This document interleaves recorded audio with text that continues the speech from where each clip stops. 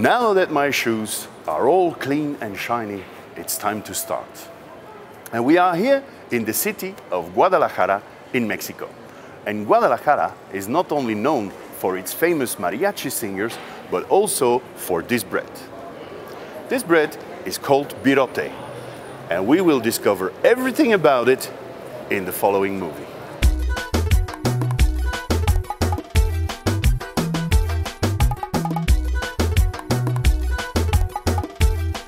Guadalajara is the capital of the state of Jalisco in Mexico, and with its 4 million inhabitants, it's the second biggest metropole in Mexico.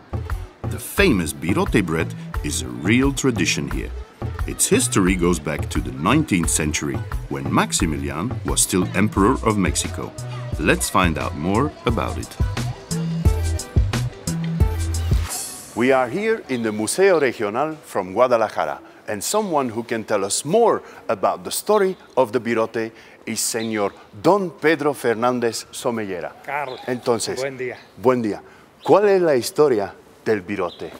Fíjate, Carlos, que lo que poco que he podido averiguar en mucho estudio y mucha investigación ha sido que este señor, por el cual se llama Birotes a estos deliciosos panes nativos de Guadalajara, es que este señor Camille Birote era un soldado del ejército, era panadero en el ejército de Maximiliano, del emperador Maximiliano. Después empezó a hacer los birotes, los panes, los empezó a hacer con aquella masa y salieron los deliciosos panes que tenemos ahora el gusto de probar. And now, let's discover one of the bakeries where this fantastic bread is made.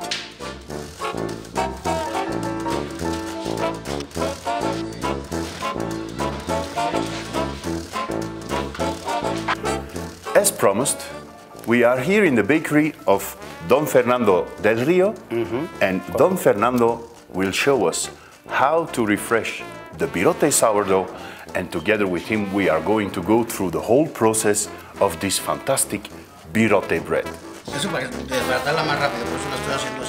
Don Fernando refreshes his sourdough once a week with beer, eggs, lime, some sugar and a little bit of salt.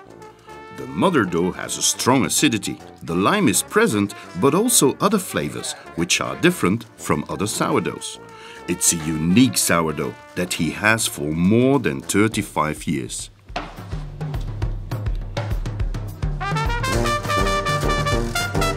The sourdough is put together with 88 kilo of flour, 72 liters of water, some sugar and salt. And look, it's all done by hand, no mixers here, but pure craftsmanship.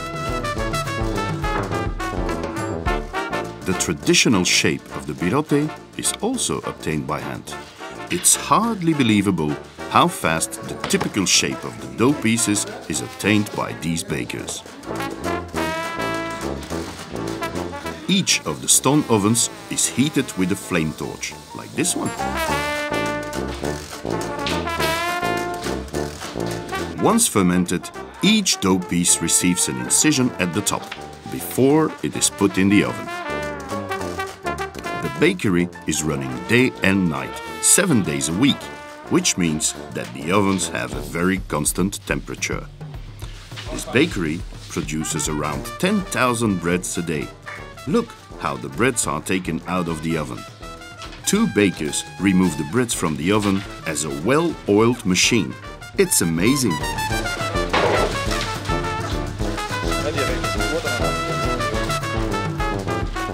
Most of these bakeries have no shop. Consumers just walk in the workplace and choose their breads out of the canistas, the big baskets.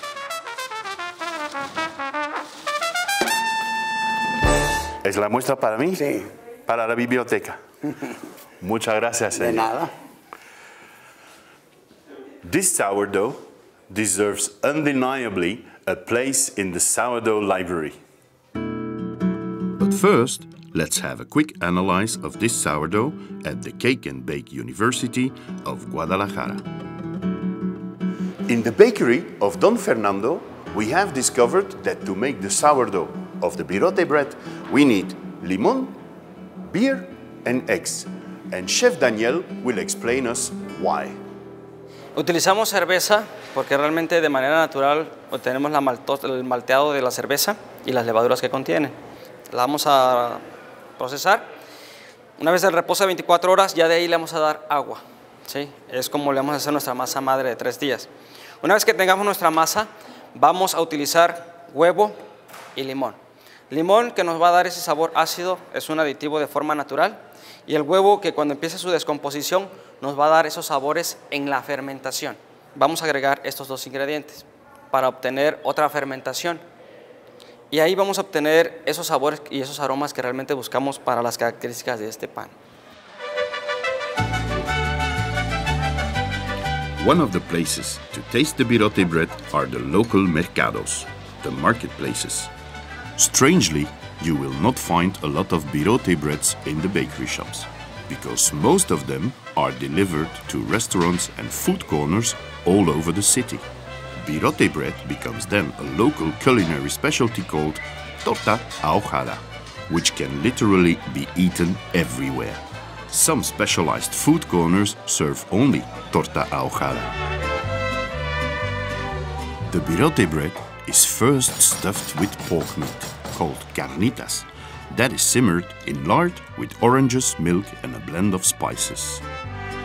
To drown the torta, you can choose between spicy or not spicy tomato sauces. Then it is topped with a bean sauce, onion slices and cabbage. Digamos, un antojo de carácter social. Se puede convertir en una comida completa, pero reúne a los amigos, se toma necesariamente a mediodía, es tradicional que se tome a mediodía y puede ser en un puesto en la calle o puede ser en un restaurante o en un lugar específico de la torta ahogada que nace a principios del siglo XX aquí en Guadalajara. En ninguna otra parte hay, bueno, sí hay malas imitaciones porque no tienen virote y este es el perfil de identidad que caracteriza la torta ahogada, ¿no? Y el interior es esponjoso, es suave y es muy sápido. Es donde se concentra el sabor especial del virote, un sabor entre ácido, entre salado, entre amargo, por todo el proceso de la confección de cada uno de ellos.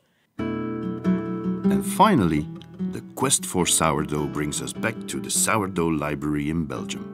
It's here that the Birote sourdough will be analyzed, numbered and preserved amongst other sourdoughs from all over the world.